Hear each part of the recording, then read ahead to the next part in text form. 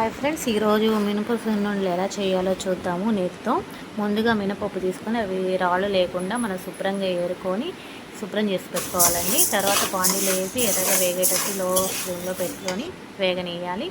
తర్వాత మీరు వేసుకుంటే మిక్సీలో వేసుకోవచ్చు, లేకపోతే మర పట్టించుకోవచ్చు అండి. పిండి ఇలా చేసుకోవాలి చక్కగా. తర్వాత కేజీ మినపప్పులో కేజీ బెల్లం సరిపోయిద్దండి క్వాంటిటీ.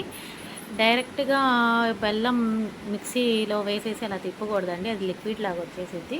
కాబట్టి కొంచెం పిండి కొంచెం బెల్లం వేస్తూ కొద్ది కొద్దిగా అలా మిక్సీలో వేసి తిప్పుకోవాలండి. అలా వేసిన తర్వాత పిండి ఇలా వచ్చిద్దండి. బాగా చక్కగా పొడి పొడిగా చక్కగా బాగుండిద్దండి. బెల్లం ఇలా మిక్స్ అయిపోయి మనకేం లిక్విడ్ లాగా కనిపించదు.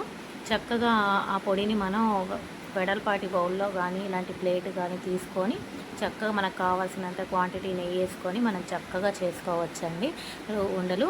నేనైతే నెయ్యి ఎక్కువ వేసుకుంటానండి, ఎందుకంటే పిల్లలకి బలం కాబట్టి. చక్కగా ఇలా వేసుకొని నెయ్యి ఇలా ముద్దలు చేసుకుంటాం. మా వారు కూడా నాకు చాలా హెల్ప్ చేస్తారండి. చూడండి, మా వారే చేస్తున్న ముద్దలు భలే రౌండ్గా భలే చేశారండి.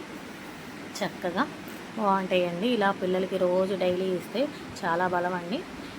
నా వీడియో కనుక మీకు నచ్చితే ప్లీజ్ షేర్ చేయండి, లైక్ చేయండి, సబ్స్క్రైబ్ చేయండి మా ఛానల్ని.